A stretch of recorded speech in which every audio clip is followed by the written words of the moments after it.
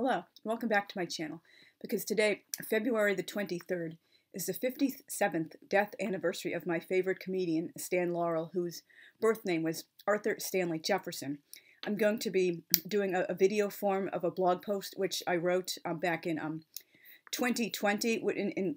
In turn, it's also originally based off of a book review I wrote for my old Angel Fire site, probably around in the year 2003 or 2004, and surprisingly this needed like almost no editing when I put it up on my blog. Usually I need to like severely like edit down what I wrote to my old Angel Fire site because they're just, rambling hot messes, but this was, a happy surprise to discover it was like practically perfect the way it is, and I titled it A Comedy Genius with a Giant Heart, and it's a book review of John McCabe's The Comedy World of Stan Laurel, which unfortunately is out of print. I'm not pretty sure it hasn't come back into print, but maybe it has. It's one of the many wonderful surprises I found at the Berkshire Atheneum, which was a wonderful public library in Pittsfield, Massachusetts. Just, wonderful old books you find when you're not even, expecting to find them. It's what just, Stan is just such a wonderful person, in this book, perfectly encapsulates, what he was all about and how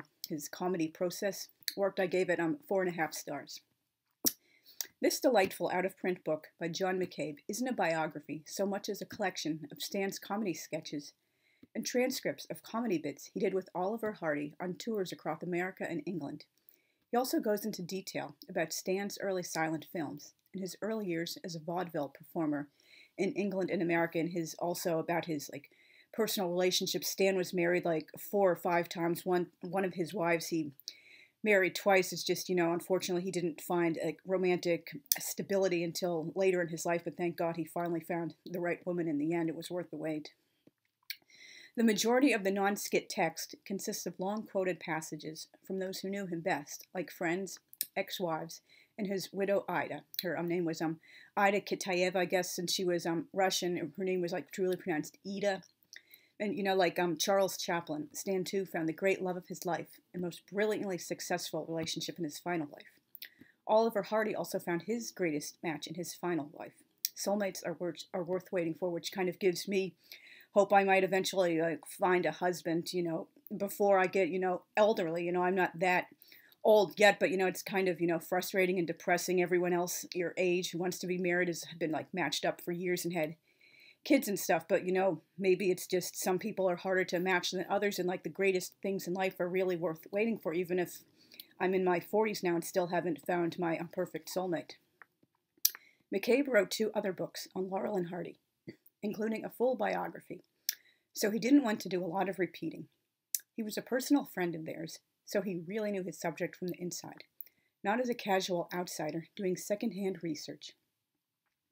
The previously undiscovered comedy sketches brought a smile to my face at a time when I was still newly getting over my heartbreak from my third love, whom I identified as Max in my journals. My old Angel Fire page, his real name is Jason. I probably won't even watch this, or if he does, I'm not even sure he would care at this point. It was just, a long, complicated, heartbreaking mess, but thank God that's long in the past now. I'm long since over him. They also demonstrate Stan was the opposite of his on-screen personality. Everybody who knew him pointed this out. He may have written his character as a dim-witted simpleton and buffoon, but in real life he was extremely sharp, serious, and intelligent, and you can kind of finally see the real-life side of Stan near the end of the 1940 feature film A Chump at Oxford, when he gets knocked on the head by a window and transmogrifies into some upper-crust British snob called Lord Paddington. He's acting all high and mighty and so smart and talking some prim and proper British accent, ordering Ollie around, and Ollie gets so fed up with this, being called fatty and lift your chin, both of them, and he just, decides to go back to America and leave Stan at Oxford because he's had enough of being ordered around, because, finally the tables are turned and Stan is finally, smarter and more assertive than Ollie. Oliver Hardy was also the opposite of his character.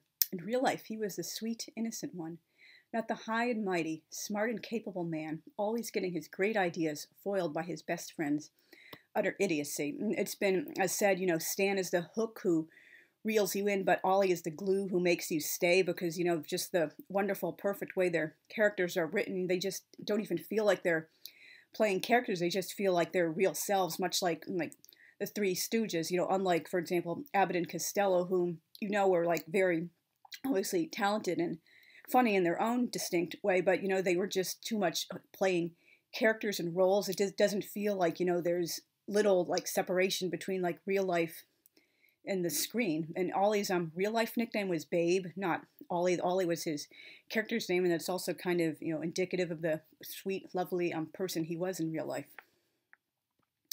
Stan managed to come up with all these great skits for radio plays, road tours, vaudeville, and movie shorts, with only a few that didn't work well. The later movies he made with Oliver Hardy are said to supposedly suck because he had little or no creative output. And at the time I originally had written this for my Angel Fire site, I don't think I had seen any of their like post Hal Roach feature films from after 1940, and they also were not widely available anyway. So basically, people were just going on decades old rumors and misinformation and such. But now, thankfully, they're all like available on easily like purchased DVDs. I don't believe any of them are out of print, and I have seen all of them now. Some of them multiple times, and TCM has also showed them a number of times, and they're really not as bad as their reputation indicates, with obviously a few exceptions like their depressing final film Utopia from 1950.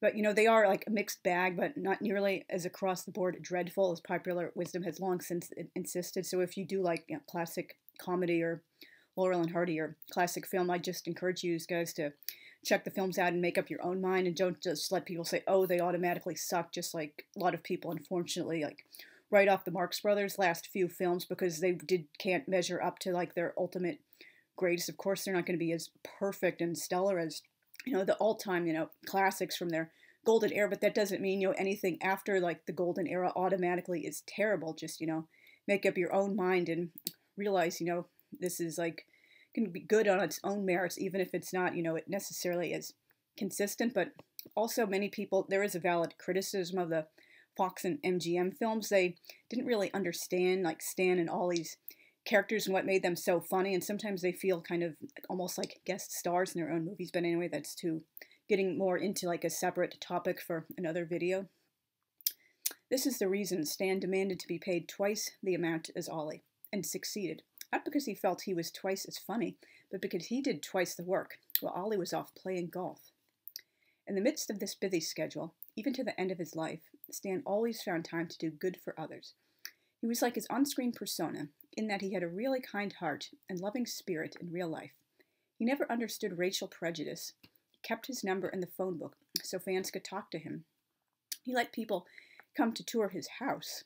He gave a lot of money to friends or people who did him favors, which was the reason he didn't have a lot of money when he died in 1965, and answered practically every single fan letter personally until his final illness. And I'll be leaving a link down below in the description box to a website that transcribes all of Stan's lovely letters. They're just so beautiful and touching to read. If I ever achieve enough fame as a writer, I hope to emulate Stan by writing back to everyone who sends me a fan letter, and I do look forward, if lockdown ever significantly lifts, I'm doing in-person book signings at libraries and bookstores and such. And if you're able to like catch me there, you can choose which hand you'd like me to sign the book with, or if you want me to like do half and half, because I can write with both of my hands and also write with both of them at the same time, as I demonstrated in a video which I did in August. Stan felt that if someone took the time to write to him, he should respect him or her by taking time in return to write back. That is so rare in today's world. Someone who spends hours each day personally reading and answering fan mail, letting strangers walk through his or her house, and being willing to talk on the phone with any fan who might call. He was only made to curtail these activities towards the very end of his life, when he got sick. As great as the book is, it is a bit dated in some ways. Obviously, some of the sources in the bibliography are now quite out of date and or out of print. And some of the celebrities Mr. McCabe refers to I had never heard of, although I don't know if that was necessarily because I just wasn't as familiar with like sound era actors as I am now, but maybe they really like are as genuinely obscure as they were back then. So I would have to, reread the book all these years later to like figure out if, though these are like famous people after all, I just hadn't heard of them because I wasn't familiar with the sound era in as much detail yet, or if, they just, were like has-beens who haven't really like stood the test of time and attained like, classic status, like, Cary Grant or Betty Davis or such like that. However, on the whole, this is a really fun book. Laurel and Hardy are my favorite comedians. I probably had obviously known about them for a long time before I actually, saw them or was aware of watching them, but I fell in love with them in early July of 1996 when my parents were staying with my family was staying with my paternal grandparents in southwestern Pennsylvania. They lived near Pittsburgh, about an hour away, and Mr. Rogers's real life hometown of Latrobe, because my father was planning to go back to graduate school to get an MBA at Pitt. The long story short, the year was like a total cluster what and like a total mistake, which was obviously from the jump. It was like, one of the worst 11 months of my life, just, awful, terrible. But Laurel and Hardy were my one bright spot in that. And when we were staying with them for that weekend in the summer, I, happened upon them on AMC, American Movie Classics, which unfortunately doesn't really show like real classics anymore, but I was like totally hooked. And I later found out the first short by them I saw was Thicker Than Water from 1935, which was actually the last short they ever made. They exclusively made feature films after that. And like when we moved down to Pennsylvania for my junior year of high school, which again was like one of the worst times of my life, Laurel and Hardy were, the one like bright constant I could look forward to. This was before I was Shabbat observant, so I could watch them at 11:30 every Saturday morning on AMC, and sometimes it would play at other times during the week. I loved, looking through the AMC guidebook every week or every month to see, which ones were coming up this time and looking forward to them and just, falling in love with them totally. They, made me laugh. My family would call the laugh I did my Laurel and Hardy laugh because it was, so loud you could hear it all around the house. And like after I moved up to Massachusetts at the end of the year to join my parents and brother who had moved before me, but I decided to stay to finish out my year at the same school. I wasn't going to get screwed out of everything, My grandma made a tape with about like 5 Laurel and Hardy shorts. A couple of them, the very like first minute or so were cut off, unfortunately, but like there were some, all the way through, and she didn't really cut off too much. And like I still know those shorts like by heart all these years later, even, like the sound effects and the body language. It's just, something really funny and cute. Oh, and, they were, my bond with them was like forged in fire. These clown prince angels put their loving arms around my weeping heart during one of the worst times of my life. And I didn't know how old they were at the time. I thought like naively, oh, they were probably in their 20s. I didn't realize they were, that old, born in like 1890, to Stan in 1892. Ollie, and like we were at the school library one day, which was also the town library for the little town that also used the school. It was like, very rural, so like the school library was like one and the same as like the town's library. And I looked up in this book, to see more about them, and I'm shocked to discover they had left the world long before I did. Ollie died in 1957, and Stan died in 1965. It was, as we used to call it in my estrogen Who lists for like young female fans of the Who, like pictures of Lily moment when the boy like realizes the famous like burlesque star or movie actress has been dead since 1929. If only I'd been born in Lily's time, it would have been all right. Discovering, someone you like really admired was not only from like a much older generation, but wasn't even living in your own lifetime. It was just, really sad to discover their lifetimes never overlapped with mine. And there was also found a wonderful quote in the book by John McCabe. It can apply to pretty much any creative profession, Stan said. In comedy, the most important person is the person you're playing to, the person you're trying to make laugh. Too many young comedians these days forget that.